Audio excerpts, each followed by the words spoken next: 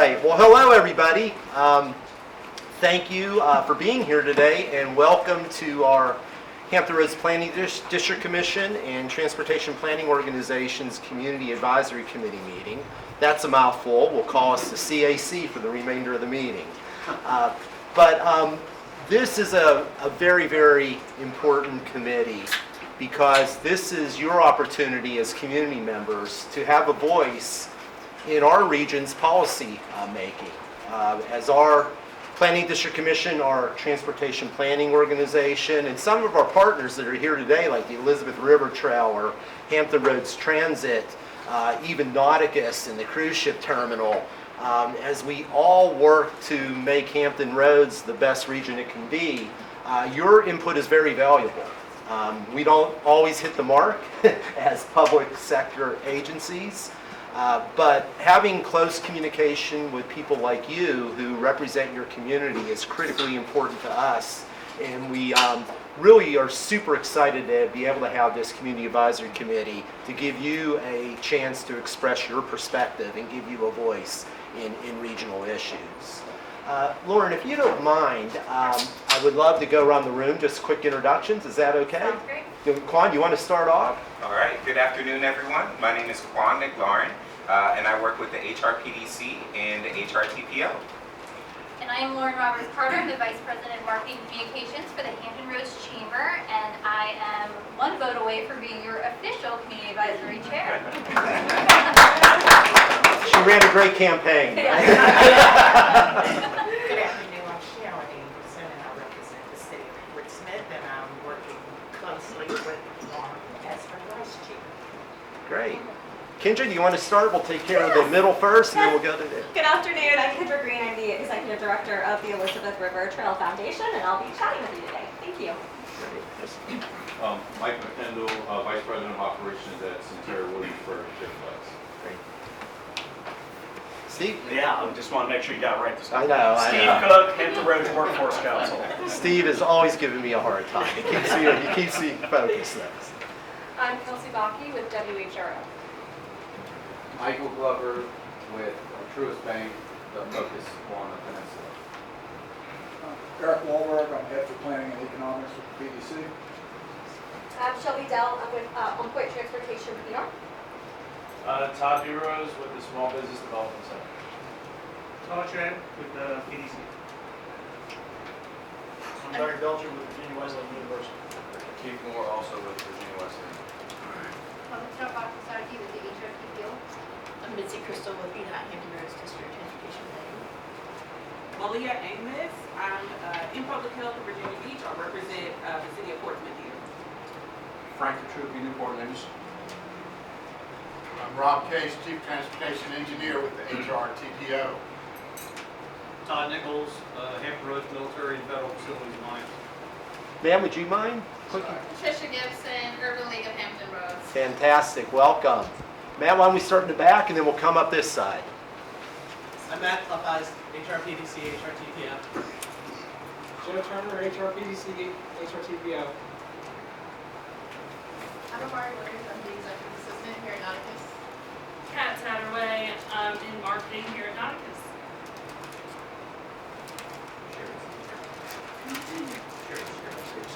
Oh, no, okay. Oh, again, you're Trisha Gibson. Josh Shelley, Hampton Roads Alliance. Michael Evans, Hampton Roads Alliance. Ray, over to you. Ray Amoruso, Hampton Roads Transit. Sherry Dawson, Hampton Roads Transit. Destiny Harold, the Lost Road. And John Mahaley, HRTPO. Nate Sandel, the Director of Education here at Nauticus. And the man behind the camera. Rob Cofield, HRPDC, HRTPO. All right, thank you, Rob. Well, thank you again, everyone. So super excited about today. First off, some great speakers. Really looking forward to that conversation. Second off, just to put a plug in for my friends here at Nauticus and the cruise terminal. You're sitting in an amazing facility, and you're seeing a slither of it. Quan and Rob and I have shown them around upstairs. Please do not leave today without going to the third floor. When you go to the third floor, you're going to see three sections. Keep in mind, The playground area in the middle is only halfway. Please see the entire floor. The way they tell the story about maritime in Hampton Roads, the way they tell the story about our ports, the way they tell our story about resiliency and sea level rise, military. Rob was up there practicing his welding when we were up there, right, Rob? I mean, it is just incredible. So I just want to congratulate you for everything you've done here. So Lauren, with that, I'm going to turn it over to you and let you get us started. Sounds good. Well, I hereby call this meeting to order. First item on the agenda here is the approval of our agenda. Everyone should have received 2 documents, the first one being our agenda. Do I have a motion to approve our agenda?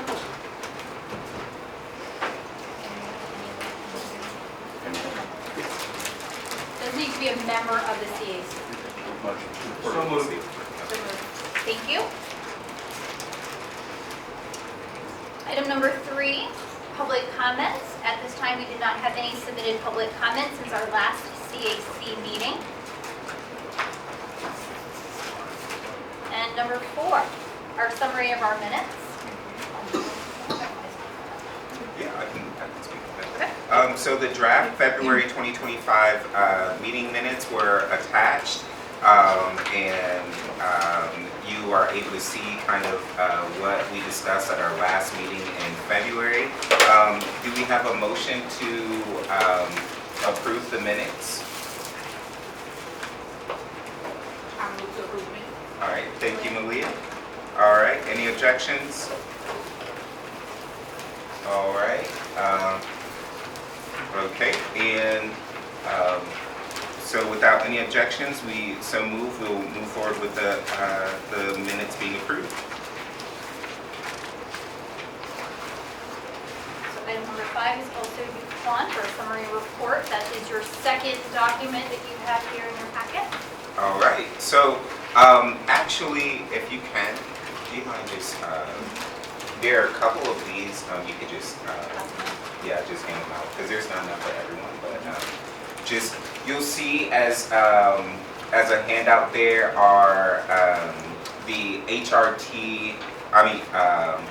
VDOT monthly newsletter. In there you'll see a picture of the CAC from the last meeting in February. You'll also see that same picture here at the front of the Executive Director's Report. Again, I just want to share with the CAC, you know, the movement that is happening with the committee, and that the work that's being done, the conversations that are being had, are being shared even and reverberated outside of our meeting space, as evidenced in the VDOT newsletter. But looking at the Executive Director's Report in front of you, there are a couple updates there that will be shared with our parent body boards at our upcoming commission meeting next week, actually.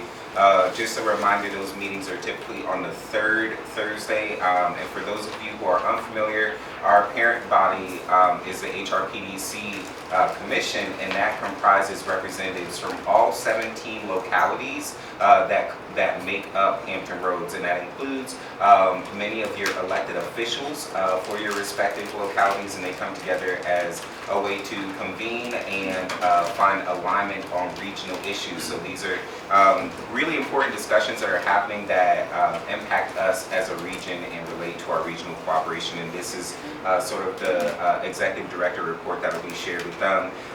So you can see in there, I won't go over everything, but you can see there an update from the Virginia General Assembly. You can, we did have a regional legislative agenda that was agreed upon by our leadership and our board, and so there's an update there as far as you know what transpired within the Virginia General Assembly.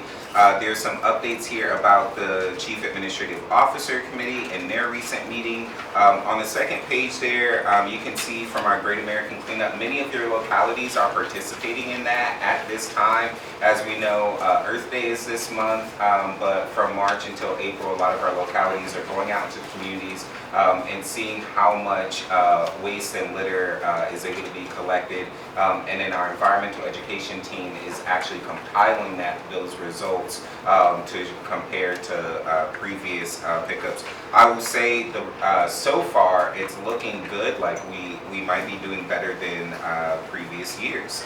And then on the end there, you can see the different engagement touch points that our executive director was able to have around the region on behalf of the PDC. Are there any questions about our summary report? Okay. All right.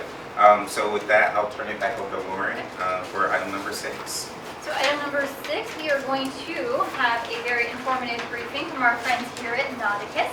So I'm going to turn it over to Kat Tatterway, the Associate Director of Marketing for Nauticus, and Nate Sindel, the Director of Education and Community Engagement.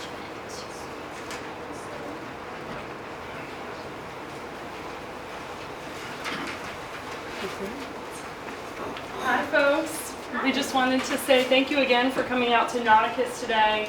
That makes it for us because we're going to talk to you a little bit about everything going on here, but really what makes it is going up and really experiencing this place. Pull on some of the sailing pulleys, go try out the welder. There's so much to do but also learn. So please stay after and we will give you a tour also. So to get started, we'll kind of talk about what's new here on our campus. So we'll start right here in the Nauticus building. We have just completed a $21.5 million capital campaign and transformational project. So we completely transformed the entire 3rd floor of this place along with the lobby and visitor desk. So if you haven't been here in a while, you might have noticed that it looks brighter, it looks more inviting, and we're so excited for that for our visitors to come in and then for our new exhibits. But this was way more than about just plopping new exhibits on the 3rd floor. We really took the time, because we started this project in 2018, and we just completed it at the tail end of 2024. So we took the time to strategize, to think, and to reflect, and then to plan on who are we serving and what is our mission. So we could really hone back into that as it is just over our 30th year in business. So we're excited to say that we were able to hone back in on 3 main facets. That's going to be the military, especially being home to the Battleship Wisconsin. That's going to be the maritime environment, and that's going to be the maritime industry, which we're doing a lot with, like we've always done, but even more than ever now. With the military, we are trying to welcome as many active duty and retired service members back to Nauticus, whether it's for a ceremony, because we do 400 free ceremonies for active duty service members throughout the year. But we also want to introduce them to other jobs in the maritime industry that their skills would be applicable for. So we're really excited about the jobs piece that we've kind of scattered all across these new exhibits and what that means for the military, but also for all community members. For the maritime environment, like it was said earlier, we are really touching on what are we doing for the environment here at Nauticus, but also what can every person do to be a part of that change, to really fight some things that we're dealing with in Norfolk, but we're dealing with in all of Hampton Roads, like sea level rise, like the seawall that we are conveniently or inconveniently located behind here at Nauticus, as you notice as you come in. So that's an important story for us to tell specifically. So you can go test a seawall upstairs and what it does. So lots of hands-on ways to tell these important stories and to educate folks on how can you balance out different things that are affecting the environment in a negative way. What are some things you could do at home or on your own to make a better change for our area? And then the last piece is the maritime industry, which I'll let our Director of Education go into all the things he's doing for that. Thank you, Kat. So like Kat said, the things that you can see here are the new exhibits, and today you can even see lots, about 130 school kids going through and doing the, fighting you for the crane and the sail chair. But what I think is really important are the things that you don't see that we're doing with the youth here. So we have a program called STEM to Stern Careers, and it takes place for 4th graders in the 4 most underserved schools at Norfolk Public School System. And so we go in the beginning of the year and we talk about historically the maritime careers in this industry. And we show up my personal hero, William Roscoe Davis, who was born enslaved right here in Norfolk, and during the Civil War self-emancipated across the river, and was a really incredible gentleman. I could tell stories for hours, but he became the first paid African-American lighthouse keeper in the entire country, and that was right at Old Point Comfort. And so we want our students to know that, you know, my grandfather was a lighthouse keeper. It's really easy for me to imagine what that was like, right? But we want every student to see themselves in these historical roles, because people who look like everyone in this room were doing those jobs. So we really start the groundwork there. Then we bring those students here to Nauticus. They eat the same box lunch, although there's no lettuce and tomato on theirs. And they get ice cream, not just cookies. But they come here, they spend the entire day doing different maritime career programming. On the battleship, out on the water, and inside of the building. And then the third piece is at the end of the year, we talk about the future of maritime jobs and how we live in the Silicon Valley of the maritime industry. And whether it's a GED to a PhD, there's a well-paying career for you in the maritime industry, and you don't have to leave home. You can help make your community a better place. So really to instill that pride in the students, and for them to know, hey, maybe it's not for me, but I have respect for the people that make this economy tick every day, and really kind of explore that world for them. That directly leads into our Sail Nauticus Academy program. So things you may see are sailboats with colorful sails on the river. What you may not see is there is 5th, 6th, 7th, and 8th graders on those boats. So we bring kids from those same schools here for those 4 years, and they do education, STEM programming, maritime exploration, ship tours. Thanks Carnival for the lunch on board your ship when you were here. But to really let them know and explore and teach them skills like swimming and first aid, and just really give them a pride of where they live.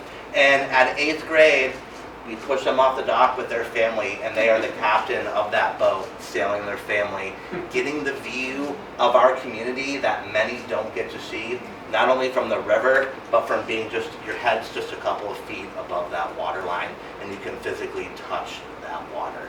So those are some of the things that you don't see that are happening, but I think we are really most proud of. And I can tell you that program changes lives. There are scholarship opportunities for kids who want to go to school and sail, and our local high schools have sailing teams. So it's really excited to lead them into that next step. Thank you, Nate. That's great. So lots of great things happening for the maritime industry, and that kind of wraps up the entire transformation on the 3rd floor and how that affects not just the exhibits, but also the education department, and how are we utilizing that outside of this place as well. With all these new spaces, we are also beginning our event rentals program with all of those spaces. So as you're in it today too, think about what on corporate or personal needs you might need, because it's a great way to have an event that has interactive stuff going on as well and fits into a lot of different maritime needs that you might have. So along with all the programming through education, we also wanted to start some fun events around here and really just tap into different age groups and different people in our community to invite them into Nauticus. So we've created a Nauticus After Dark event series. It is for 21 and up. So those of that age can come explore the exhibit after hours and with no kids. So it taps into a different market and welcomes new people to Nauticus and to learn about these careers and learn about the maritime environment. So we've seen great success with that. Another successful event series we started is Toddler Time. Taps into more the family and the younger kids age group. We've seen much success with it as we started it for the last Wednesday of every month, and it was so popular we have now added this year also the last Saturday of every month. So it's now twice a month, and it is such a fun time those days. There is stuff all over the ground that we clean up after, because they have so much fun in that 1 hour of learning with their families and meeting new people, frankly, too. So another 2 fun ones coming up soon that tickets are on sale for, so I have to plug it here today, is Fins on the Fantail. This is our 2nd year with this event. It is a tribute to Jimmy Buffett, and it is on the fantail of Battleship, Wisconsin at sunset. So whether you love Jimmy Buffett or whether you just love live music and a great sunset, this is a great event. Tickets are on sale to our members only right now, but they open to the general public on Monday. So if you want more information, check out our website. I highly recommend that. And then we also have an inaugural event with the Education Department coming up in May. Yeah, so Sunday, May 18th, it is Maritime Career Festival here at Nauticus. We're really excited. We have over 30 community partners involved who are going to be doing activities, including an underwater welding demonstration in our front pond. Kids can use actual paint with some real shipyards and learn how all of that goes on. Our front loop will be jam-packed with, we'll have a tractor trailer with a container, we'll have some mobile command centers, we'll be having demonstrations by the Navy dogs. More than I can even say, except for you're going to want to be here, you're going to have to fight thousands of people, but it will be worth it for all the once-in-a-lifetime real opportunities that some of this equipment and demonstrations. The maritime industries really come out strong to represent, so we really appreciate it. Yeah. And that event is made possible by RMTS, and we are able to offer $1 admission thanks to them. So that's going to be a great day for the community to just come out. What is RMTS? It is Regional Maritime Training Center. Thank you. It's a mouthful. So please come out and support us during those events that are coming up. We would appreciate that. And then one coming up in the far future, but always keep it in mind, is Winterfest on the Wisconsin. That is a huge fundraiser for us here at Nauticus. And we see 75,000 people throughout a 2-month span, about 36 nights depending on the year. So it's really incredible how many people come through our doors those months. So thank you for your support. That is also goes back to our mission, all that revenue. So that keeps the battleship afloat and restored as often as possible as we can. So that's pretty much wraps up the updates here at Nauticus. A very exciting portion of our campus is right next door, called Half Moon Cruise Terminal. That has seen a lot of activity these past few months. If you haven't heard, 2025 marks the first year of year-round service out of Norfolk and out of Virginia. So this is a big deal for the city, the big deal for the region, and the state, quite frankly. We are excited to say that 3,000 people come in on the ship once a week, and 3,000 people come off. So we are seeing many, many people once a week, but also up to 300,000 people throughout the year. Industry averages suggest that these people are spending about $125 when they come into port. That's going to be a great regional economic effect for all of us. So we're excited. We're in our 2nd month, so we're excited to continue to see that impact on our city, but the greater Hampton Roads as well. For cruises, right now, Stephen Kirkland, our executive director, he wished he could be here today with us, but he's actually in Miami trying to get more business, specifically for the port-of-call industry. That is what we're trying to grow. We still have room for that growth, and that's what he's doing right now, actually. So with this project, being now that we're year-round service, the city has committed $12 million to all the enhancements over at Half Moon. What has been completed is updates to a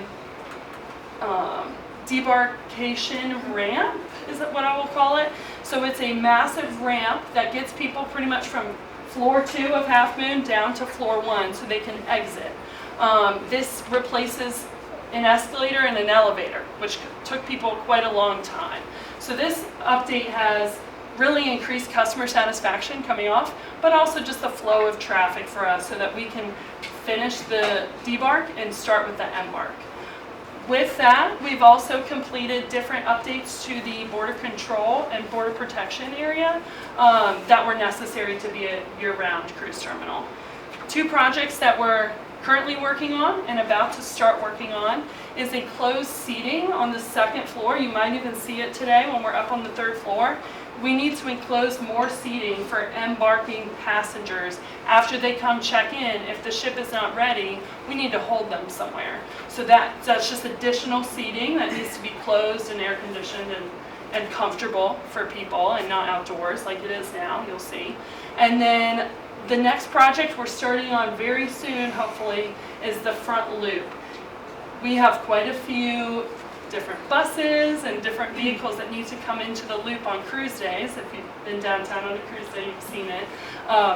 So we need to just make some additional changes to it to make that traffic flow a little bit smoother for this amount of people in one day.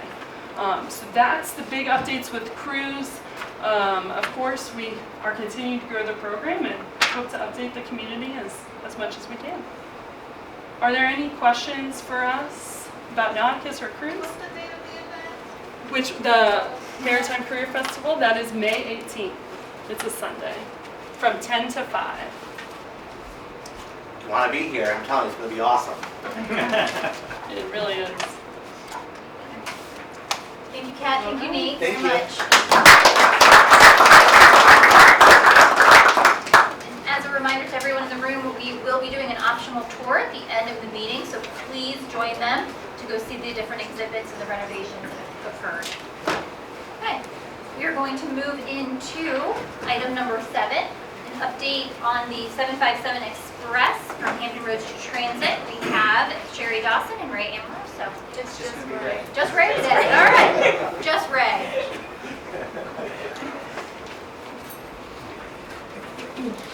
Here you go. Thank you, sir. Oh, it is. Hold on. You got it. Has everyone been able to get a lunch? We want to get a lunch for our next presentation? Sure. Please, there's plenty up here. Come on up. Joanne, why don't you introduce yourself real quick before Ray starts? He just wants to put you on the Oh spot. my gosh, I was sneaking. My name's Joanne Short, and I'm the CEO at the Planning Council in Norfolk. It's a large nonprofit that serves Maryland, D.C., and southeastern Virginia in the area of those experiencing homelessness, child care centers, and day home care that serve food to their kids. We have a contract with USDA to make sure that it's nutritious food for those kids. And also with the Navy and Air Force, we offer a respite program for those families who have a child with special needs. Thank you. Joanne. And Daniel, sorry, do you mind introducing yourself Sure. briefly? I'm Daniel Oginemi from Venice. Thank you. Well, good afternoon. I've been asked by my friends at HRTPO to come out and speak about the 757 Express program, the Hampton Roads Regional Transportation Fund and program. And I realize coming out here, I'm going to show you some slides about the program, but I often find speaking to people that come from throughout the greater Hampton Roads area that a lot of folks are not too familiar with transit services and Hampton Roads Transit. So before I do this rote set of slides and talk about the program, are anybody in here a regular user of transit in the region? You can't raise your hand, Bob, I know that. That's great, there are few people have used it. You know, I often say we take for granted that we can drive a car. We have the ability to financially own a car, the physical ability to drive a car, to pay for the insurance and upkeep and maintenance. But a lot of folks don't.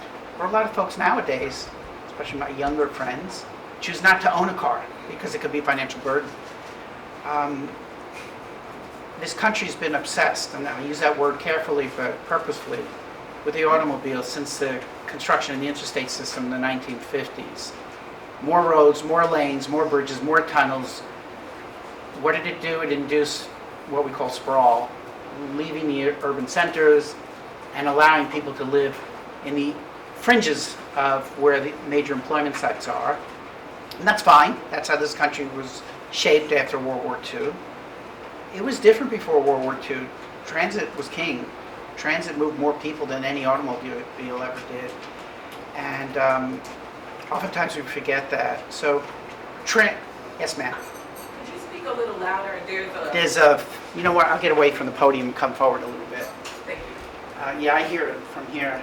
But transit has a place in the sun, so to speak. Like I said, there are folks that don't have the financial wherewithal to own an automobile, don't have the physical ability. Maybe you're down in their luck. Maybe they lost their license because of a DUI. There's a lot of reasons why transit's in place. But in this particular region in Hampton Roads, we have a service sector economy, and the people that use transit are service sector employees, probably on an hourly wage rate. They use transit by choice. And we have a transit system that's pretty unique in Hampton Roads. HRT is a regional provider of transit services, so you think like we're a king and queen and we say, you get a route, you get a route. And, we make all the determinations of how long we run, how frequent we run, but we don't. We have 6 cities that we serve. Those 6 cities on an annual basis, through their annual budgeting process, work with us to determine how much or how little funding they choose to put into transit services. They have to fund fire, police, sanitation, all of those other things, and then somewhere in their budget is a line item called transit. So you have cities like Norfolk, to their credit, they robustly fund transit that starts 4:45 in the morning, runs on some routes till 2 a.m. in the morning. Then you have some other cities that have a different makeup than Norfolk does, that maybe only fund service from 7 a.m. to 7 p.m. with hourly service instead. And that's fine. But it often drives our customers crazy. If you live in one of those cities in the suburbs and you work in Norfolk, and maybe you're a second or third shift worker, and they want to use transit, they can go to work by transit, but they're not going to get home because that city's not funding service late at night. So what I'm here to talk about, I'll start this slideshow now, is the 757 Express program, because something transformational happened in 2020 through partnership with the TPO, through partnership with the chambers, through partnership with the businesses and the military, and anybody could think of. We were able to put the appropriate pressure in the General Assembly to get dedicated funding to fund a core backbone of regional routes throughout all 6 cities that don't worry about how much money is that city going to provide to pay for transit services. It's a dedicated funding source, the Hampton Roads Regional Transportation Fund, that has 3 primary areas that make up about $31 million a year collectively, in perpetuity. The General Assembly approved it in perpetuity. These are the sources of the funds that generate that value. But what it does is allow HRT to pay for capital improvements in their physical plant, whether that's passenger amenities, facilities for passengers, maintenance facilities for the buses that we drive, as well as operating costs to support high-frequency service on 13 regional backbone routes, 15-minute service, meaning 4 buses an hour, which was very rare in the 68 bus routes that we run today. There were only 6 that had 15-minute service. This is going to have 13, as well as the MAX commuter service and the Peninsula commuter service that's oriented to the shipyard. It also allows us to take care of our physical plant through money for state of good repair. And as you can see, there's 2 basic classifications that make up that high-frequency service: the regional backbone routes, we'll talk about briefly, and the limited express routes. So the I have a listing here of the 13 regional backbone routes, and you can see them here. Perhaps not everyone's familiar with the bus numbering, but there's a route in all 6 cities that we serve. A lot of them, especially in Norfolk, date back to streetcar days from the early 1900s. The Route 1 in Granby Street was a streetcar before it was rubber tired. The Route 3 in Chesapeake Boulevard was a streetcar. A lot of them are oriented along major employment destinations, concentrations of employment: Central Business District in downtown Norfolk, the Naval Station Norfolk, Newport News Shipbuilding. But you can see the list here. All of these routes will see high-frequency 15-minute service running from 5 a.m. to 1 a.m. 7 days a week with this funding. It's depicted here graphically on a highly stylized map. There's 10 routes on the south side, 3 routes on the north side. They're all on primary arterials that have a lot of employment or residential concentration. It's going to provide better reliability. Customer won't have to worry about if I miss my bus because I slept 5 minutes late this morning. oh my God, I have to wait another hour for a bus. Here, you won't even need to watch. Just in 15 minutes, another bus will come by. It also pays for expanding our fleet. We need it, and the average price of the bus keeps going up. When I first got here, the average price of a fully loaded 40-foot bus, well, the technology was about $454,000. The going rate for a bus today is nearly $830,000. It's a post-pandemic reality. But it buys 48 buses to allow us to provide that 15-minute service. It also invests in technology, kind of a forgotten stepchild sometimes because it's invisible. You're not cutting a ribbon on a facility or cutting a ribbon on a new bus, but it brings us up to date with real-time bus information at your fingertips through your mobile device. When you were at a bus stop, when I first got here in 2000, and I was at a bus stop, I was appalled that the bus stop sign basically said, bus stop. Didn't tell you when it ran, didn't tell you the span of the service day, maybe told you the route number. And even since then, we managed to get some route numbers and says daily. But now, through your cell phone and the QR code in the back of the sign, you're able to know when is the next bus arriving, is there a delay, what is the span of that service time, and a lot of other information through the mobile device. The other big thing that we're making investments in our fleet of 348 buses is the fare boxes are going to be converted to allow for mobile ticketing because of this program. Mobile ticketing means you don't have to have cash in your pocket. A lot of folks who travel around the country and come back and experience transit in other cities said, why don't you have your passes? If you go to the supermarket, you can buy a Cracker Barrel pass, go to the cashier, say load it up with $20 of value. Why aren't there things like that for HRT? Why do I have to go out of my way to go get a pass, either at a light rail platform or a food line? Mobile ticketing is a way that you can load up a pass, and this is going to be rolling out later this year. You determine how much you want to load that pass up with. You can cap it. It can be reloaded right through your bank account, and for the first time, it can be a cashless transaction at the fare box. Simply like when you are flying on an airline, instead of having those paper tickets, you just lay your phone down on the scanning device, and it deducts the amount of the trip that you're about to take on. And these are really exciting things for bringing us into the 21st century.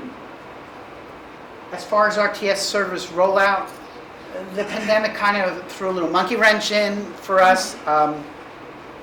Bus operators at a premium, people who hold commercial driver's license and have clean driving records, and the fact that the job is a very tough job, we can't seem to have enough operators to unveil all 13 routes together.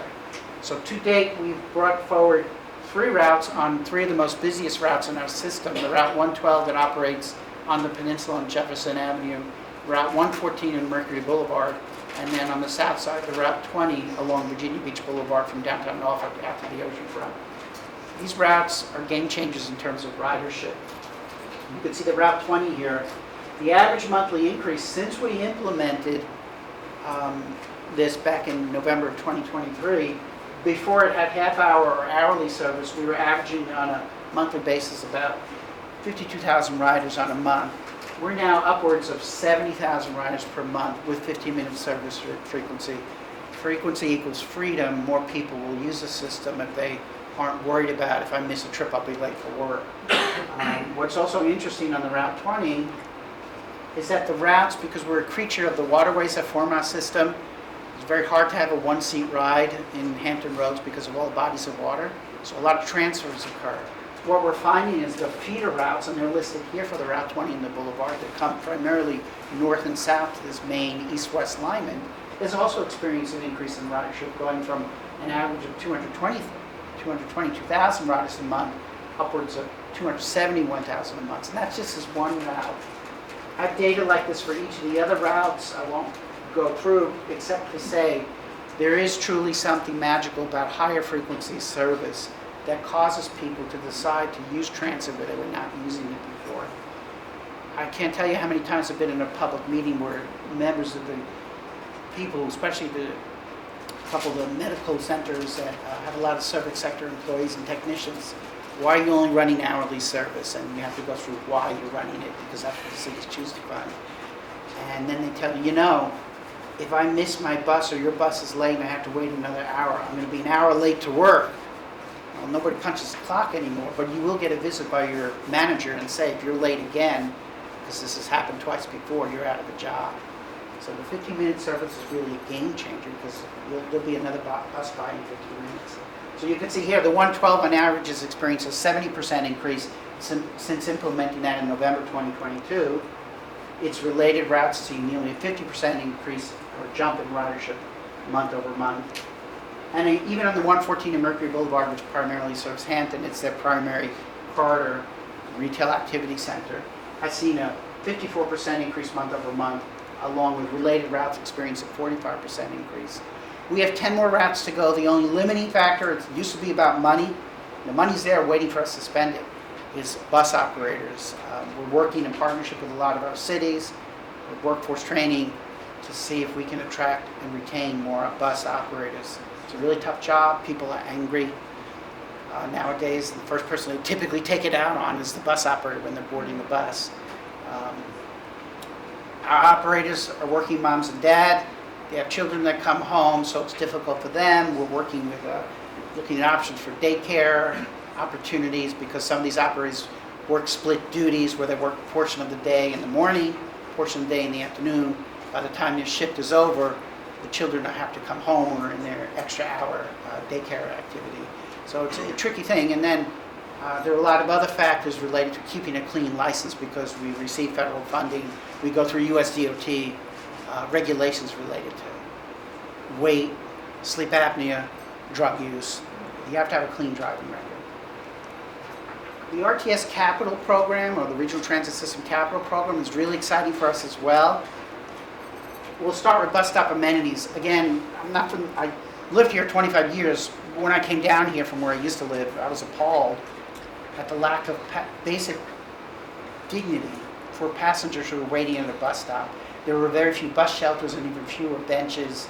And I can't tell you how many times I would ask the question when I first started here, why don't we have more? It's because the HRT at the time didn't have a capital program except for any discretionary grant opportunities through the feds. We have 2,700 bus stops in the 6 cities, 2,700 bus stops. The time I got here in 2000, 130 had some kind of amenity. This program is a game changer. We started out with the goal of getting another 650 stops fully equipped with shelters and benches and ADA compliant waiting areas, solar lighting, waste receptacles, and information through your mobile app. We're really excited about that, because I often used to say the experience a customer has, because you want repeat customers, is when they board the bus and say good morning to the operators. That's not quite true. Your first impression of the transit system is when you're waiting for the bus at the bus stop. Are you forced to sit on the ground with your children and the grass is wet, or stand in a ditch because there's no sidewalk? That's not a good metric to have. So this is a real game changer for us in terms of treating customers with dignity. And the intent is, because this funding is in perpetuity, is that one day all 2,700 bus stops will have some kind of amenity to have people stand out of the rain and the snow, be protected in the shade, and feel safe because it's well lit at night. Right now, we're aggressively moving forward in partnership with our cities, because we don't control right away, so we have to go through a permitting process to put those shelters in. But you can see, since we started, we've got nearly 300 additional stops sheltered, with another 77 stops at least having a bench. But our goal is to keep moving through this program. How do you treat your passengers at major terminal points? The biggest one we have in the system, where we move over 4,000 people a day, you might be familiar with, the downtown Norfolk Transit Center off of St. Paul's, right next to the fire station, and all the new St. Paul's residential development over there. We have 15 routes that come together that allow passengers in a very lovely situation, which is shown here, to make a seamless transfer from one route to another. Again, it's hard to make a one-seat ride. That's not the case for our number 3 busiest location at Evelyn T. Butts, over there off of Chesapeake Boulevard and Avenue J. We're literally in a lineup on both sides of the streets on the left part of the photo, next to a auto recycling center behind a water tank. People run up and down the sidewalk. There's no protection. There's not a paucity of information. There's no signage, no way to get out of there, no way to buy fares ahead of time. We never had the capital money to build something like this with DNTC. DNTC came through a partnership of grant funding with the city of Norfolk and the federal government. This is going to allow us to build a new $8 million facility very nearby on Chesapeake Boulevard that will have bathrooms for customers, bathroom for operators, fare vending machines, customer information center, and something similar to this in the sawtooth configuration where you can seamlessly make a transfer. Really exciting. It's the number 3 location. We move over 2,200 people a day through Evelyn Butts with all the connections. Another one, Robert Hall in the city of Chesapeake. Robert Hall is a street that has 7 routes today that come together with shelters along the street all the way up to the curb up here. And I've seen people run back and forth in the rain trying to make a connection before that bus pull out. We're working with the city of Chesapeake to build something similar to what you see here, Ward's Corner off of Granby Street, over by where 564 and 64 fly over, across the street from the Harris Teeter Shopping Center. Sawtooth configuration has restrooms and bathrooms, customer information. Robert Hall moves about 1,800 people a day through there, making connections in the southern portion of our region as they destined on to Norfolk or Virginia Beach. So the money from the regional program to the General Assembly will build something akin to what we did at Ward's Corner. And then finally, this is one of our newest, busiest locations. We are on the ring road currently at the Virginia Beach campus of Tidewater Community College. Literally 6 routes, including one max route that goes up to Newport News Shipbuilding from Virginia Beach, sit on the ring road with limited sidewalk area, no customer amenities. We're working in partnership in terms of some land that's being made available to us to build, again, another cohesive transfer center where passengers can seamlessly make changes between the Route 36 and the Route 33 that goes up General Boulevard, the MAX 972, the Route 25 and 27 that come down from the light rail stations on Princess Anne Road. So we're really excited about this because passenger amenities are where it's at. Treat your customers with dignity, protect them, make them feel safe, have it well lit, have some information, customer service center activities. And finally, the history of this agency is really strange. We're over at 18th Street where 2/3 of our fleet is stored and maintained. It literally is the footprint of the old streetcar trolley lines that the private utility companies used to operate way back in the early 1900s. When I got here, we were still operating out of that old facility in which the buses were being maintained in trolley barns. And the pits they had were so low that mechanics had to hunch down to serve the underside of the bus. Back when President Obama first came in his first term, there was the American Resource Recovery Act that he passed. We were waiting to get enough money through a grant. We had assembled about half of what we needed to rebuild the complex we have at 18th Street today. We had the design plans ready to go, and then we were able to rebuild 18th Street to the facility we have today, which is a modern facility, 16 lifts and bays that can take any shape, size of a vehicle, along with a revenue counting house, a bus wash facility, and administration building. Our other facility in the city of Hampton, which houses 1/3 of our bus fleet, dates back to a trolley facility from the early 1900s when streetcars were running up and down Victoria Boulevard and Pembroke and Kecoughtan Avenue. It was converted back in the 1980s. We have grown in our physical footprint in terms of service. We go further south in Chesapeake than ever before and further east and south in the city of Virginia Beach. We're at a point now with those new 48 buses coming in, there's no room at the end, especially if we're going to convert them to electric vehicles. We need a new south side bus maintenance facility. This is a big capital investment. We're working with the city of Virginia Beach. We have a site identified to build a new south side bus operating and maintenance facility that'll house up to 100 vehicles. It'll be built in phases where we can, as we convert the diesel fleet to all electric, we can charge them to the pantographs from the top of the roof and maintain a bus fleet out there. That'll free up space at 18th Street to allow us to do a retrofit for the eventual conversion to electric bus fleet. So we're really excited about this facility. It will also have some administrative offices. It enhances the 757 Express because we run all our routes on the eastern part of our district out of 18th Street, which means they're running deadhead, no passengers and revenue service. And we incur a lot of costs, fuel, wear and tear on the vehicles, just to get to the starting point because we had no other facility on the south side. We'll have an operating cost savings of $650,000 per year. We think we're going to be attracting new weekday and weekend riders simply because of how much more convenient the route will be being deployed in that part of the service district. And it's going to be built as a state-of-the-art net zero energy ready facility. We estimate right now in today's dollars about $130 million facility. I'll end with this. I did a really rough run through of the program, but what's most exciting I want to take away is frequent service, real-time information, go mobile, non-cash payment, addressing what we hear from the customers about a seamless interaction no matter what city you live in. You don't have to worry about, can I get home by transit? This cuts across the arcane way we fund services today. Yes, there'll be other local bus routes that connect to these high-frequency routes that will still be subject to the annual budgeting process. However, this is a game changer for the system.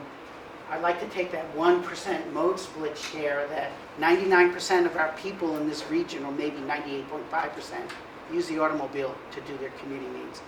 1.5%, if we're lucky, are using transit. I came from a city in New York that 92% of people use transit. You were considered a lunatic if you were driving to Midtown Manhattan at $80 a day, or the tolls now they have suffered. So everyone uses transit. We grew up using transit. It was ingrained in us. I'd like to see this region at least get to 20% one day using transit. The world is changing. The oldest generation, the boomers, our generation, the youngest generation, Z, kind of want the same things. As we retire out of the workforce, there'll be a time when we're no longer able to drive for whatever reason, the older generation. The younger generation, they come out of school, they don't want to be burdened with all the costs, and insurance payments, and taxes related to the cars. They want a live-work concept within a 15-minute walking radius. I can play, I can work, and transit is there to get me around, micro-mobility, scooters are there. I can do everything in the 15 minutes of where I work. So the oldest and the youngest are, I think, for the first time in the history of this country, asking for the same things. Now we have to get Hampton Roads there. We have great partners with the HRPPO. So I'll stop here. I can go on forever because I'm very passionate about transit, and I'll answer any questions. Yes, sir? Exciting stuff. Thank you for the presentation.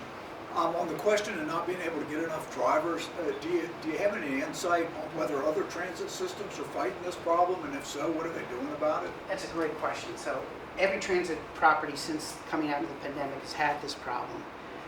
The private sector can pay so much more competitive rates for commercial driver's license for freight truck movements than public sector can. We have a unionized workforce, so we go through the collective bargaining agreement. We've recently raised our hourly wage rates within some incentives for retention, driving bonuses for safe record, a lot of things like that. It's a tough job, and everyone's experienced that across the country. We are chronically short right now about 50 operators every day. As we roll out more 15-minute service, that's another 3 times as much service. We're going to need more operators. So we're looking at innovative things, like I talked about, addressing some of the quality of life, I'll call it, that the operators are looking for. Unionized workforce means those newer into the system, not the senior operators, and not by age, but by the number of years of driving. The senior operators tend to pick what they want to drive because they get a right to pick the routes. What's left over comes to the newest ones. So while we're bringing them in quickly, we burn them out just as quickly within a year to 18 months because there's mandatory overtime. We put out 3,000 trips a day on all those 68 routes. You can get burned out if we have what we call a 5-2 or 4-3 work, 4 days on, 3 days off, or 5 days on, 2 days off. But what happens is because we have to meet our promise to our customers and put those trips out, we'll require mandatory overtimes, and it falls mostly to the newest operators. They get burned out after a while and say, I don't need this anymore. To an extent, they're treated very rudely sometimes by people who are very upset. You read in the paper all the time, operators get assaulted. There's been recent legislation in Virginia. And they say, I don't need it, I can go elsewhere. I have my children to take care of. So it's a real challenge, and it's not unique to Hampton Roads. Every transit agency is experiencing that. If you know anybody that wants to drive a bus, let us know. Is the CDL, is that the only requirement to be a bus driver, or is Do you have? There's a weight requirement. They Okay. test you for sleep apnea. Can't smoke marijuana. Can't do drugs. Can't have any DUI in your license. And you need a commercial driver's license. So we help them. We pay for them to go to the classes and get the CDL. So, you know, the prevalence, the openness in this country has changed in my lifetime and most of your lifetimes about pot. It's part of society now. And you have to have a clean out. You're tested randomly as an operator because this is a safety sensitive position. You have to have a clean record or you're dismissed.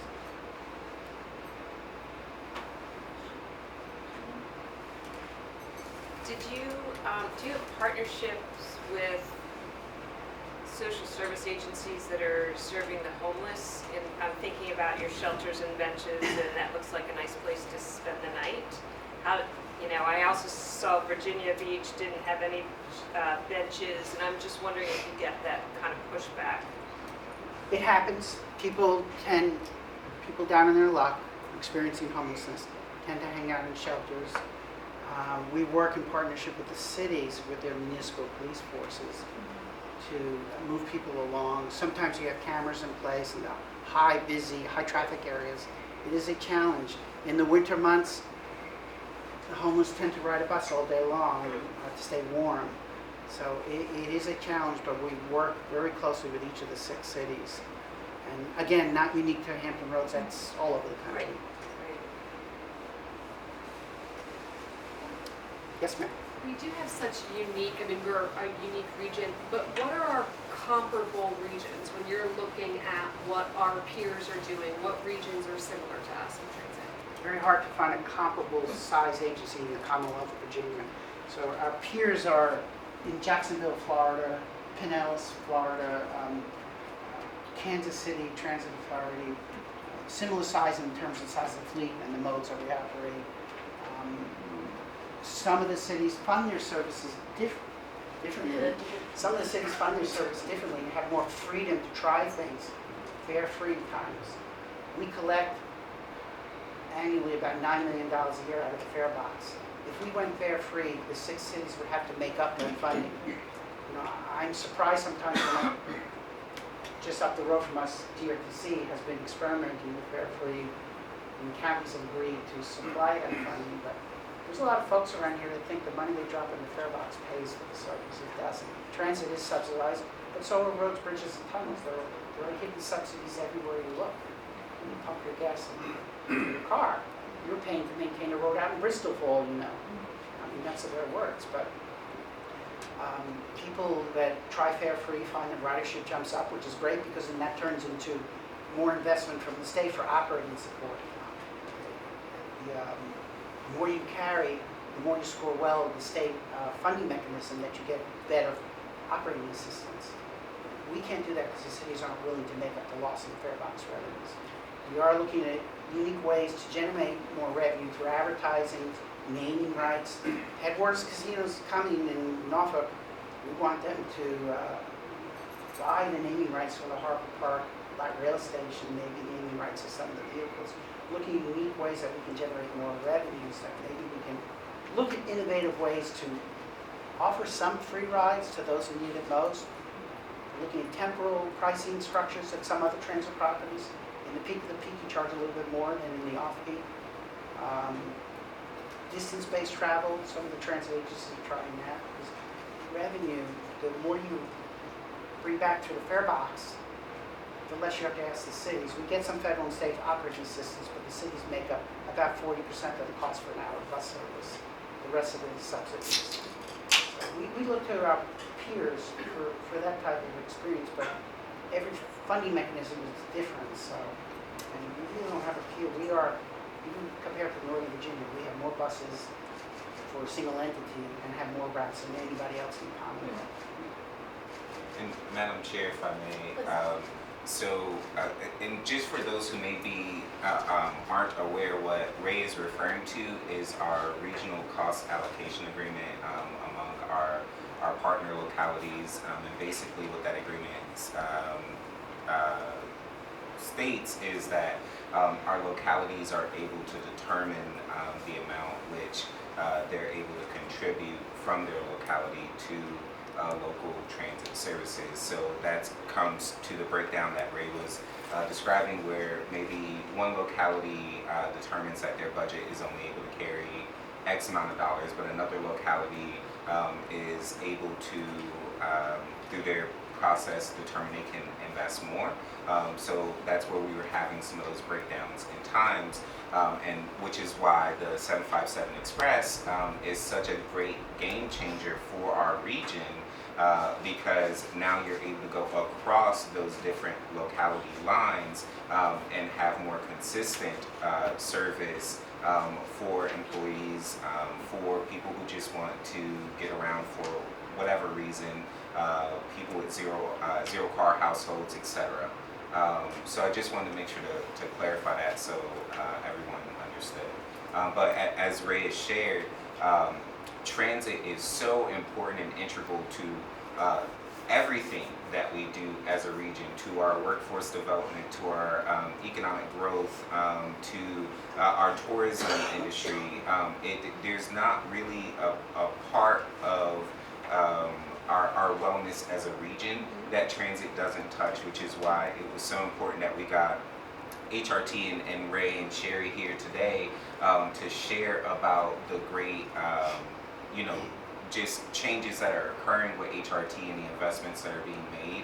And as CAC members and participants, we really just encourage you, please, please, please go back to your communities as well and let them know about these different changes that are occurring. Something else that wasn't mentioned here, but I think is really important for everyone to know, HRT also has something called a Freedom Pass program.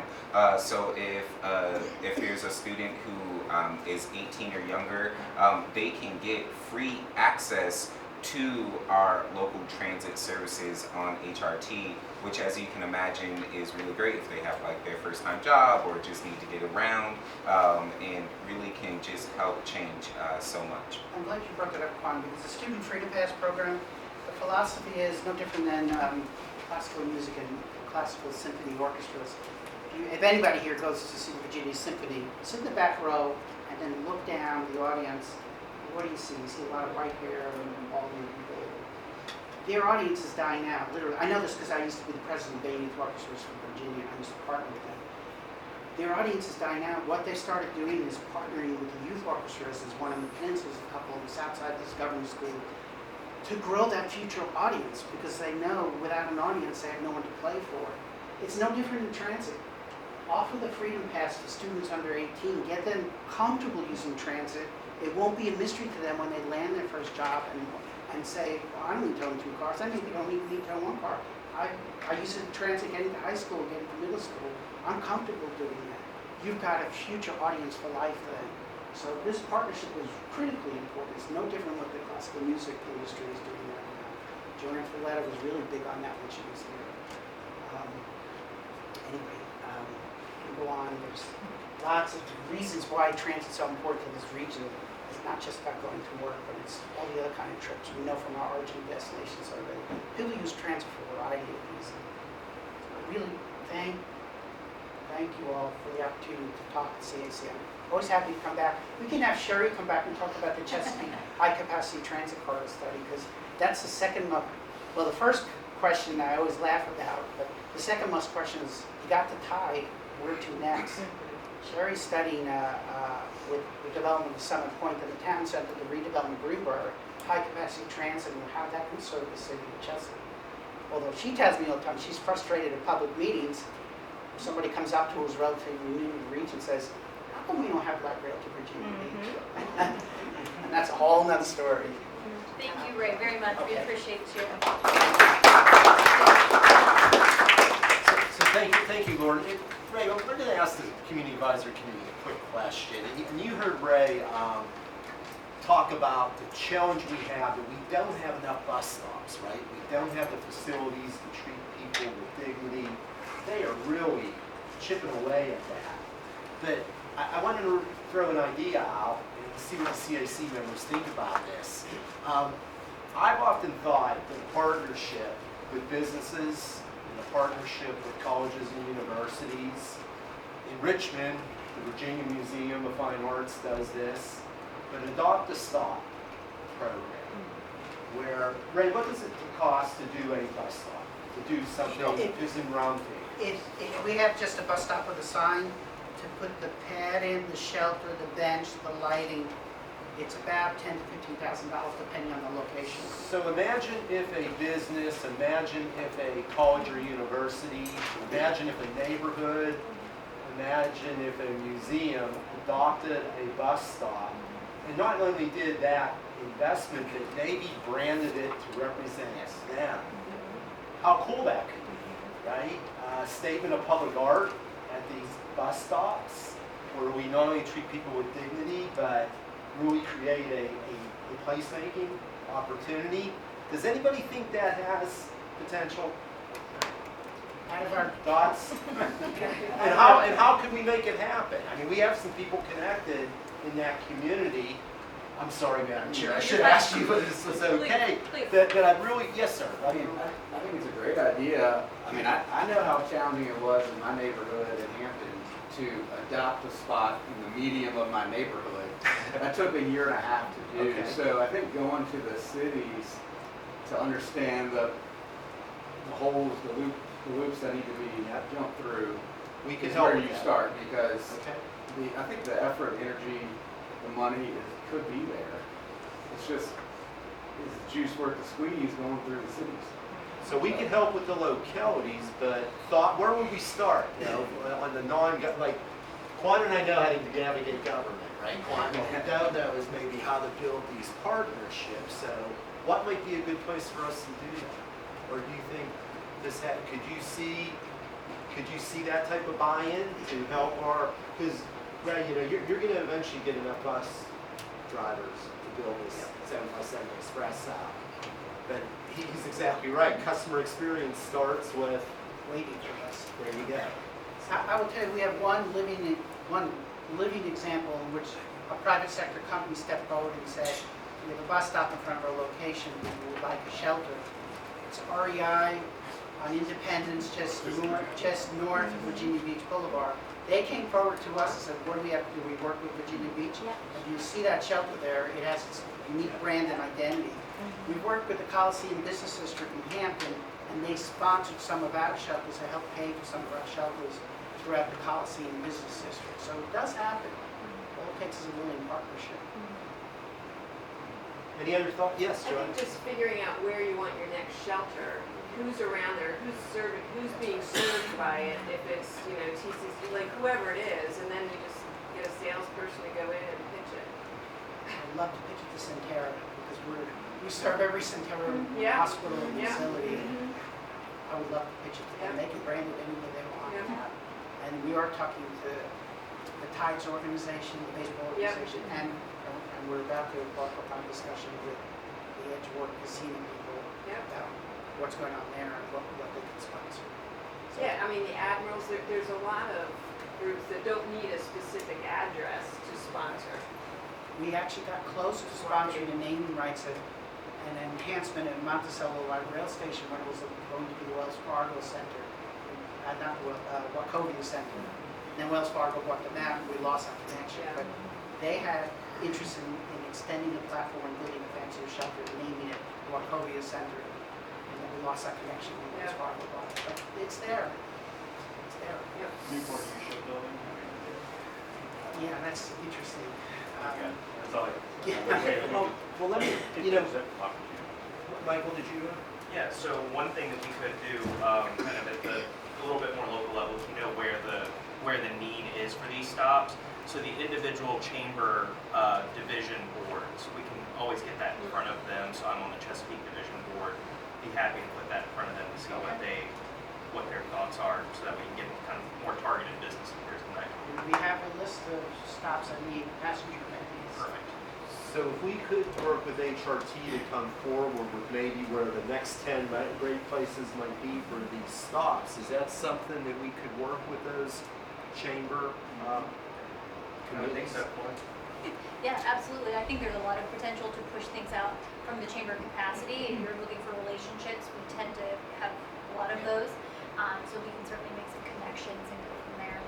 I think we can even tap into some of our local media outlets to spread the word, get it out there, what's happening, what we're trying to do. Because guys, let me say something that Ray and Sherry, it's difficult for them to say. First off, I want to thank them. It's like running uphill and carrying the boulder every day, right? You know, we'd like you to build this, but you're not going to get a whole lot of money, Ray, and you know, you're going to have these challenges. But sometimes to advocate for transit funding, the best people to do that is not HRT. We need to lean in as a community, put our arms around them and stand with them. Juan, we're always looking for ways for the CAC to, you know, what is the follow-up?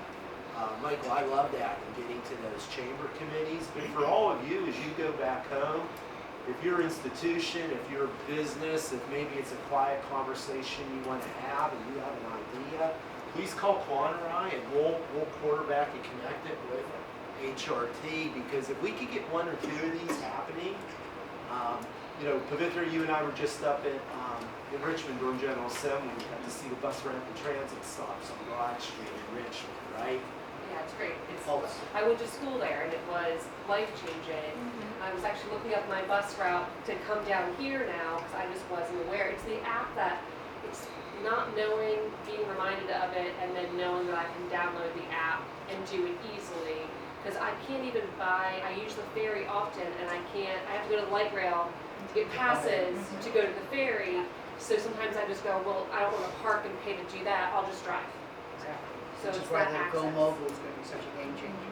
Right. And the next time you go grocery shopping, you can buy one, load it up with whatever value. I think also if you package the naming rights, the person, like if we add the art element to it for people who like it, like I think about businesses who pay for murals to go up. It's something that represents them you're engaging local creatives, so it brings it full circle. So I think even that element could be attractive too.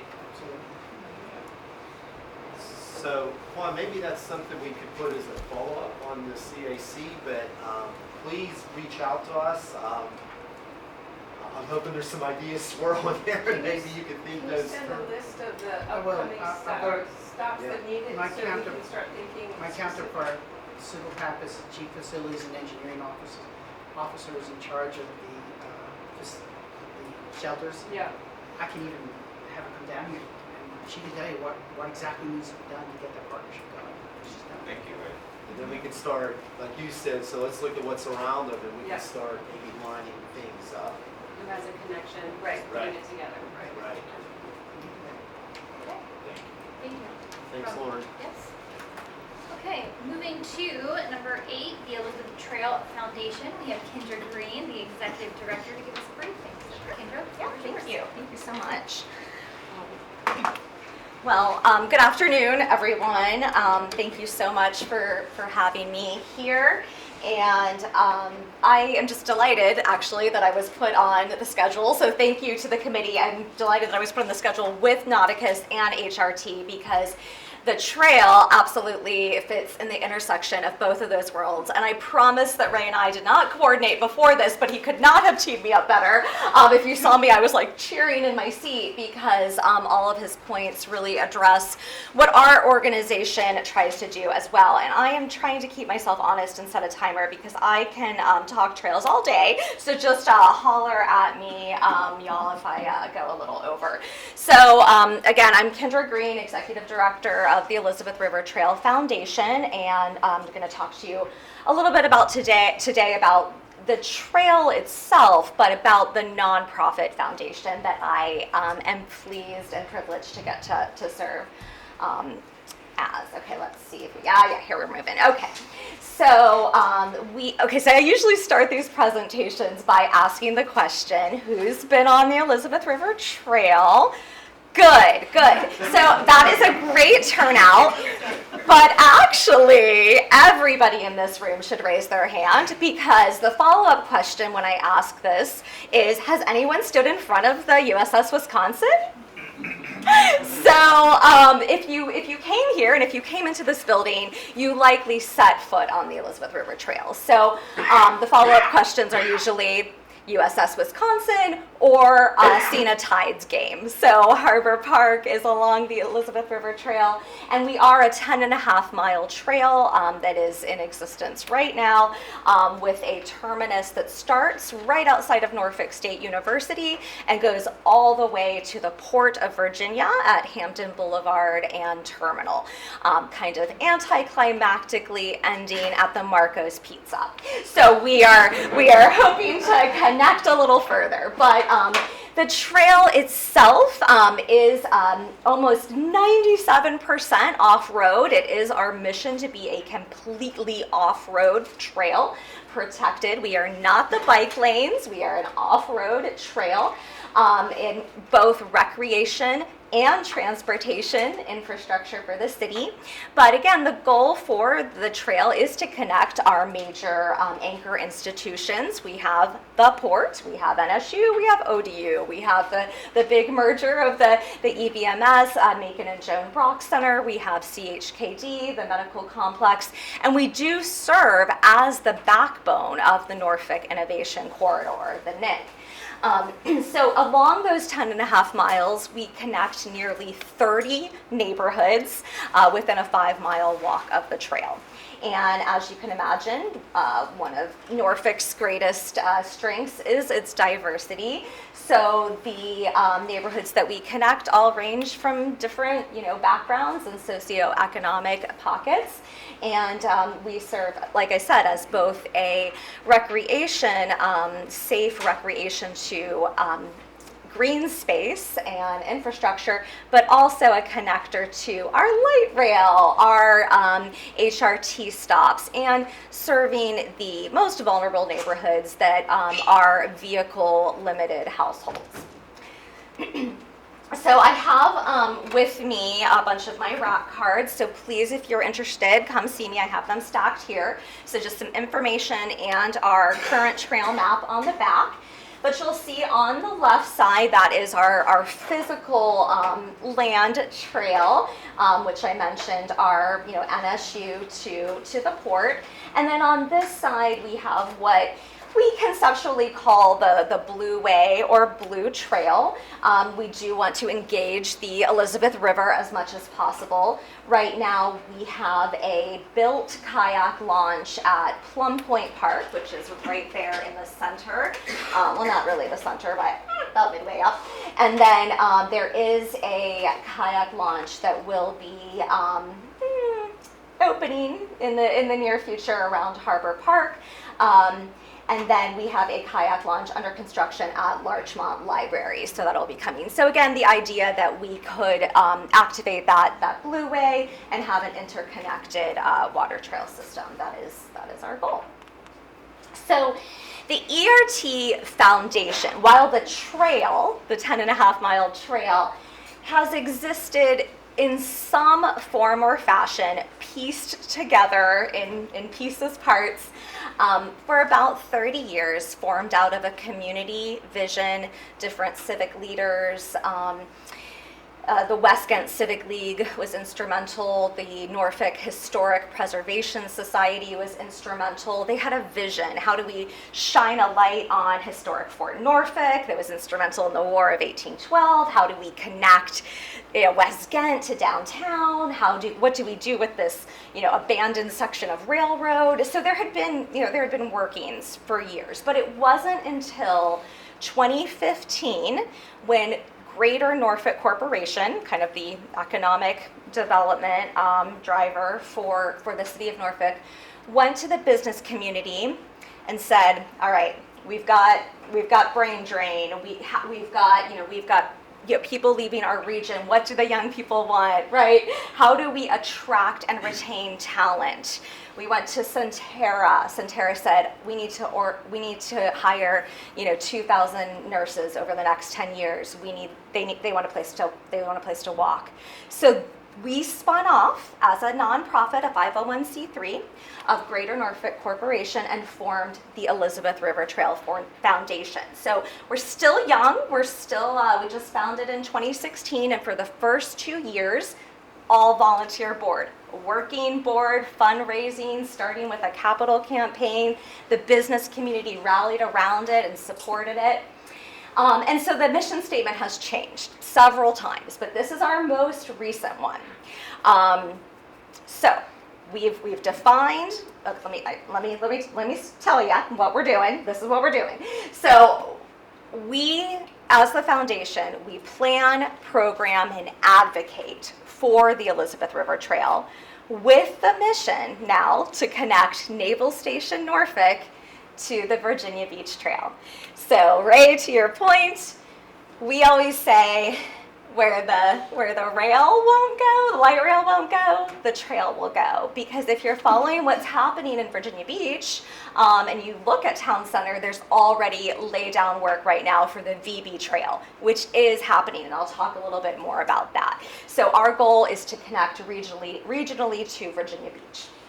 So that vision has not wavered since the foundation was formed. This map was from 2015. The plan always, was to look at how we improve this existing 10.5 miles, stay as close to the river as possible. That connection to the waterfront is very important to us. So glad to be here. At Nauticus, our working waterfront and maritime history is incredibly important to us. And then how do we, again, connect our military service members, alleviate a lot of that commuter traffic, provide quality of life to our military families, and then connect regionally to Virginia Beach. So that has been the goal. I want to take a moment here because I'm talking about Nauticus. Where's my Nauticus folks? Where were they? Okay, so you probably know this, but maybe you don't. So on the pier behind this building, so maybe after you've looked upstairs, is the mile marker 0 of the Elizabeth River Trail. And there's a buoy there. There's actually our very first public art piece was called the Magenta Line, and it is painted along the pier behind Nauticus. And if you look at our wayfinding system, our directional wayfinding signs along our trail, it's confusing to people. It runs north and it runs east, and that's because we always intended to build onto the trail. It's not 0.5 miles from NSU, it's 0.5 miles from the 0 mile marker behind Nauticus, because that is the intercoastal waterway. So we are actually based on a maritime system of mileage. So it's really fun. Go check it out when the cruise ships are not here. Okay, so I mentioned that the volunteer board and the volunteer foundation started with a capital campaign. In 2016, the business community rallied around them, raised nearly $4 million to, yes, let's enhance and activate this trail. And it was successful. So that was great. Then they hired their first executive director. So there was one person on staff, and then I think she got a helper, she got an assistant, and then COVID happened, and then the trail went from being like a hidden gem to everybody needing to be outside, and it got discovered. And then frankly, I'm not sure what happened, but I think that starting an organization as the first ED just kind of burned everybody out. So then I had the pleasure of coming in the fall of 2018 and writing the thank you for your 4th of 4 pledges to the capital campaign, and then trying to figure out how we continue to sustain what we've done. And this is what we've done. So in that time, we have installed over 500 plus wayfinding signs along the 10.5 miles. We have come up with a very clear brand and identity that is actually recognized across the Commonwealth. I get the pleasure to speak at different trail conferences, and people know us and recognize us. We have embraced our natural beautiful green space and habitat, even though we are a very urban trail. This is through the center of ODU's campus. Some might recognize that. This, if you have not been to Plum Point Park, this was our first completed trailhead. Does anyone know where this is? You probably have a reference point with the Fort Norfolk Medical Plaza. But this, the first time I visited this, I was transported, right? It gave me a new sense of my city. And you look across and you see, the Port of Virginia and the cargo ships and the military ships in repair at NHI Shipyard and just all of the activity. But then you're surrounded by these wetlands, and it's just an incredible space. So we have our kayak launch there, we have a play structure, we have a labyrinth, we have our first trailhead shelter, bike repair. That's our amazing fitness course that's over there. We see the military using this all the time. We've installed over 20 bike repair stations, bike racks, picnic benches, play structures. This is our glow-in-the-dark section of trail. This is called the Glow Line. It's in Jeff Robertson Park, the first of its kind on the East Coast. It's embedded with a glow stone that absorbs the sun during the day and emits a glow at night, which is, yes, it's beautiful, and yes, it's artistic, but it also solves a lighting problem for us. The trail is infrastructure, it's transportation, and it is open 24/7. Parks that we run through about 6 city parks, and parks, as you know, are closed dusk to dawn, but we are a commuter path. This park is situated in West Ghent, right between the Lambert's Point Rail Yard and ODU and the Chelsea District in downtown. With the merger of ODU and EVMS, this section, this kind of divide at that Hampton Boulevard underpass has always been difficult, but it's becoming increasingly challenging because we need to connect those students. But the point of this project was this is the darkest section of our trail. So we needed to find a way to illuminate the path without illuminating the park around it. Hence taking some inspiration from our friends in Europe and the Netherlands who have been doing work like this for years. So, it's also really beautiful and fun. So, again, we work very hard to make the trail accessible, installing ADA accessible picnic tables in places. And this park is the Water Street Resilience Park. You can identify the Berkeley Bridge. A lot of folks used to walk to Dominion Tower, turn around and walk back. Please don't.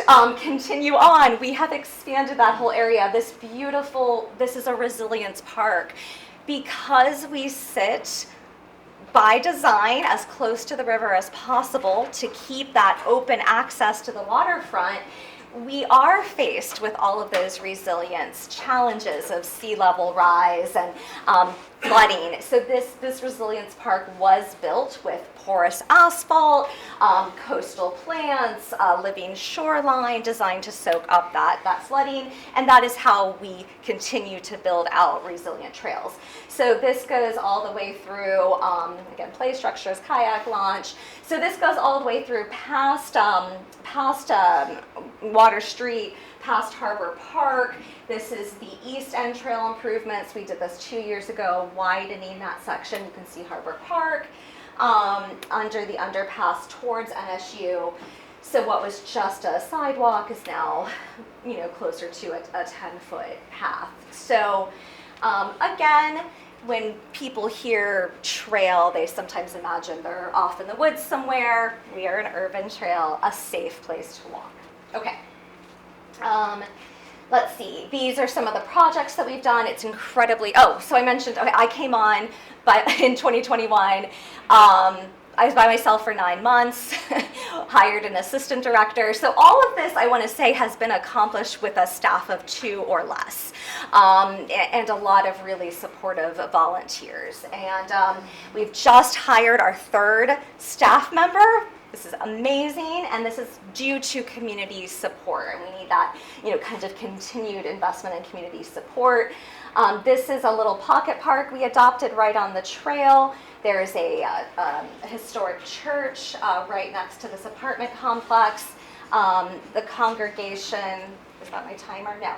The congregation really had no interaction with the trail at all. So it was important to us to introduce ourselves, to find ways that we could build that relationship with the church. Turns out the pastor is a general contractor. He helped us build a amazing covered bench project that has a rain barrel. We planted 6 trees, little free library. We've activated this space, and the community has really adopted that. So we have a really strong volunteer corps. Aside from all of the improvements and infrastructure projects we do, we run over 100 programs a year. They are free and open to the public. We pay Norfolk tour companies, Norfolk kayak rentals, so that these tours are accessible to all and free to the public. Lots of tree planting, lots of beautification.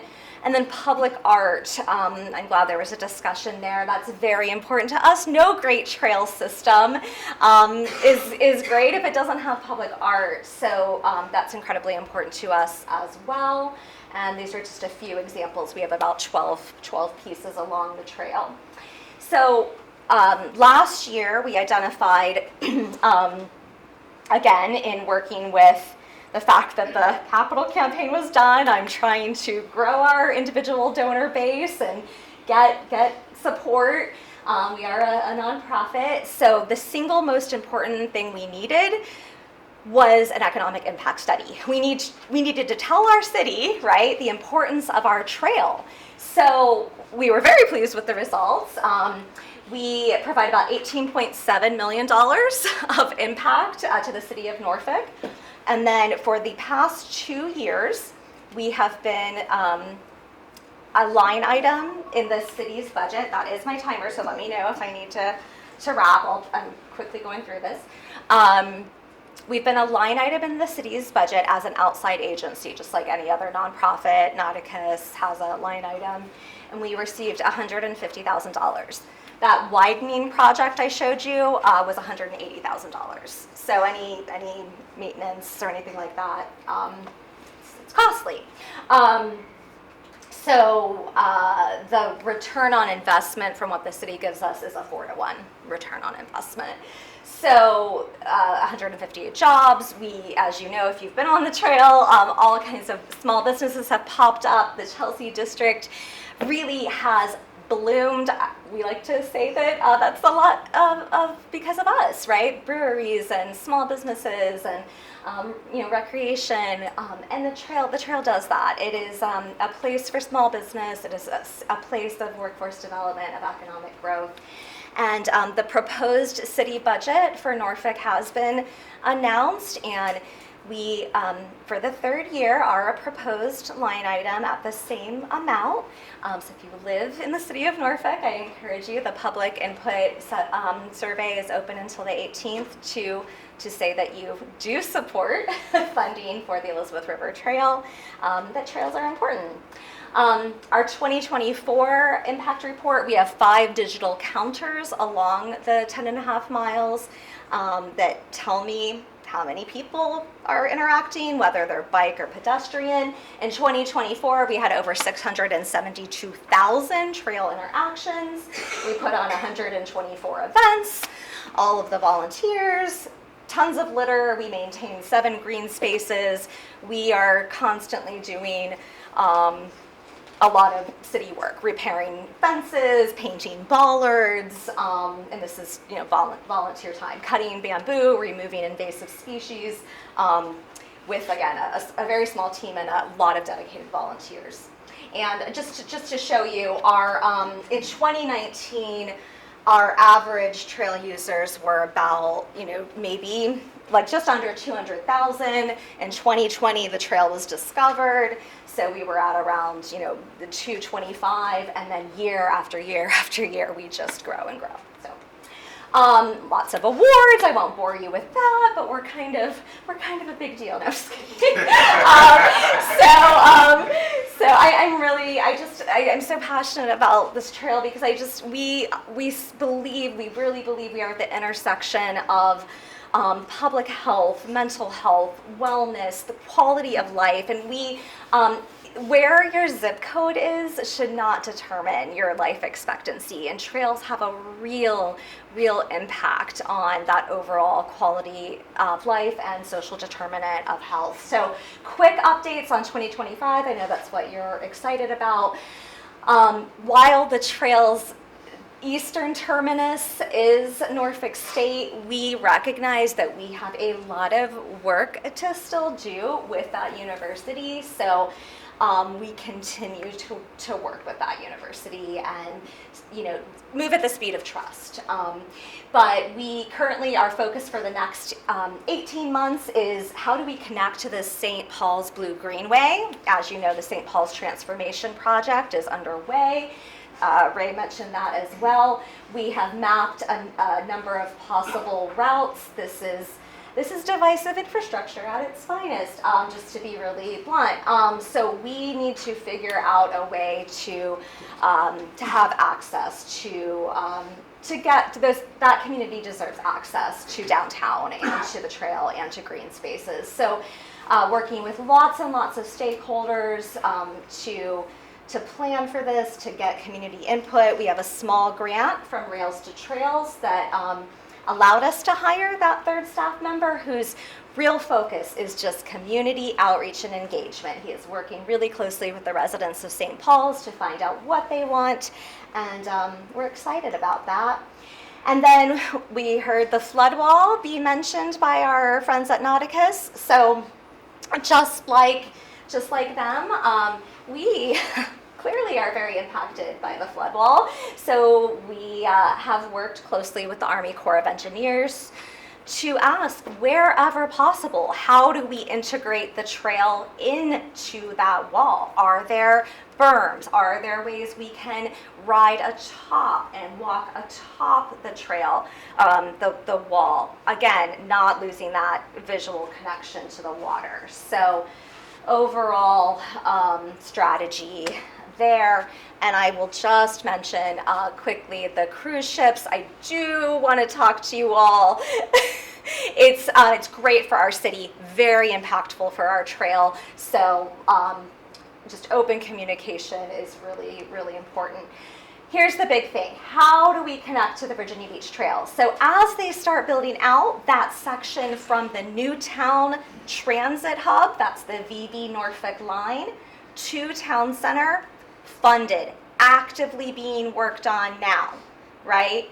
So then that gap between NSU and the Newtown Transit Hub is going to be very evident. So this is just community engagement, reaching out. We, HRTPO, Dr. Case, raise your hand, Rob Case, he's amazing with maps, amazing. He did a work study program on us mapping a couple routes. Cost was $54 million. But our main work is community outreach, right? Does the community want this? So these I'm sharing from my colleague with the VB Trail. He presented to our board. So again, Newtown Transit Hub, straight down the tracks, right? Where the light rail didn't go, the trail will go. Straight to Town Center. So imagine, right? We someday we can go from Naval Station Norfolk to the oceanfront, all the way to Rudy Park. There's a 1.5 mile stretch that's already built from Bird Neck Road to the oceanfront. This is a connection. This is regionalism at its best, right? So I am talking to every civic league that will listen to me, really talking about this shared resource that this community can have. And again, transit plays a huge role in this. And all of this is part of the greater picture of a Southampton Roads trail network this Trail 757 leading to the Virginia Capitol Trail, Williamsburg to Richmond, all interconnected. This is trails equal tourism, trails equal economic development, workforce, all of the things. So, just exciting things. I mentioned all of our programming. There's so much going on. May is Bike Month.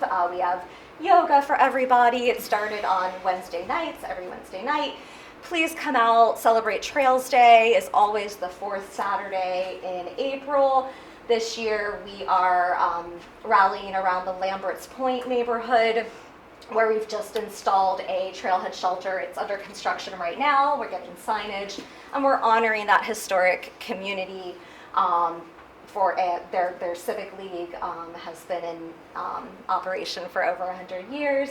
So there'll be a fun event, a mobile bookstore, lots of games, tree planting. So please come out and join us and spread the word.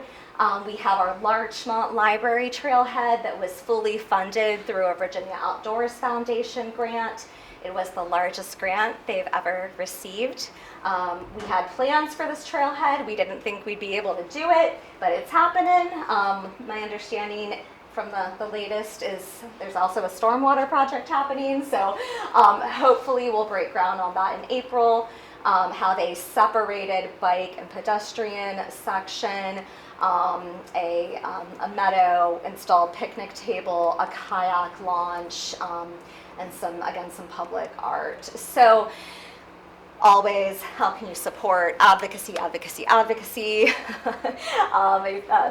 and Pavithra are super helpful with this. Just talk to your representatives. It's a hard time for nonprofits, hard time for infrastructure. Tell them how important trails are to the community. We have lots and lots of volunteer opportunities, lots of committee opportunities. Tag us on the trail, follow us, share the trail with others. Simple ask. Come, go for a walk with me, right? I always leave folks with a dog, and thank you. I'm happy to answer any questions. Thank you so much. Questions for Kendra? We all are tired. Yes. What's the start from, if you were to go all the way from Naval Station Norfolk to Oceanfront, what would that full distance be? Oh gosh, okay, so the VB Trail, I think total is 12 miles from Newtown, is that right, Rob? So from Newtown Road to Oceanfront is 12. So we're at 10 and a half. The gap is, I think, another 10, right? And then, I don't know, from our current terminus to Naval Station Norfolk, depending on the route, a couple miles, yeah. Total of 40 maybe? Maybe 40. Yeah, 40 one way. Yeah. Oh, totally. Yeah, totally. Absolutely. Yeah. Yeah. Yeah. Anyone else? Yes. Lauren, just real quick for the CAC, we were really excited to meet here, Urban Center, but think about all these assets you heard about today, right? This building, Nauticus, complete redesign, cruise ship terminal, increased cruise traffic coming in, area served by public transit, the only light rail system in Virginia, right? Interconnected by the Elizabeth River Trail in downtown Norfolk in the urban core. I mean, talk about starting to stack wins, attributes that you can start to leverage, and all these things really come together as incredible economic drivers. And I don't know, I just, I go to Tampa and other places and I think, wow, Kendra, I mean, what an opportunity to really transform around this type of facility. Yeah, I agree. I think that the timing is, incredible. I feel like we're right on the edge of something, and we, I think as a foundation, we've moved from our startup phase to our growth phase, and I'm excited to share in this room that We've been sharing space in the World Trade Center across the street with Greater Norfolk Corporation, but we've just signed a lease to move to a trailside home in Chelsea, which will really serve as like a visitor hub and a destination, and I think really launch the foundation into the next stage. So we, again, hope for your support and visits. We'll announce an open house when that happens. And yeah, I think there's a real opportunity. As you know, again, in Chelsea, we've got Fairwinds Landing, a major wind project happening off the Lamberts Point docks. Just so much energy around this. So thank you for your time. Really glad to be here. Thank you. I wish you had more passion. I know more passion, right? Yeah. All right, we're going to move to number 9 and hand it over to Quan for a membership subcommittee update. All right. Okay, so thank you all so much. I just really quick before I dive into that, just want to reiterate the 2 items that we heard about today. We're talking about public transit, and we're also talking just about our natural facilities.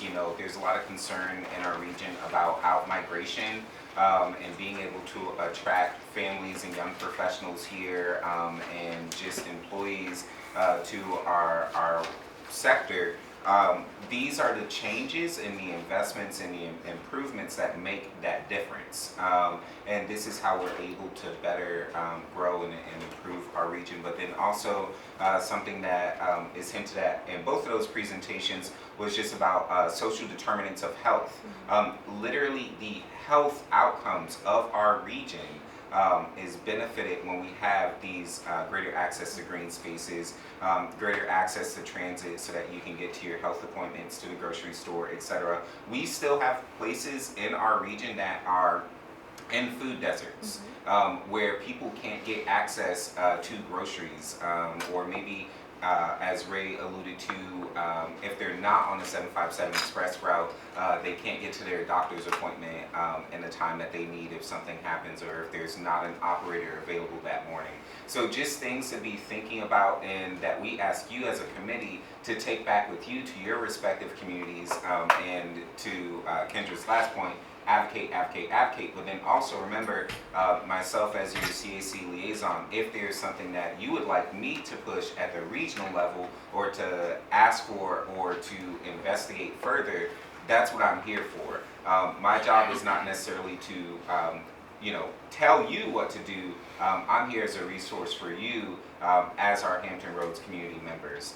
So moving into membership subcommittee, it's so exciting to see so many new faces in the room today, and several of you have submitted your applications. We just want to make sure that we're keeping you updated and letting you know what's happening.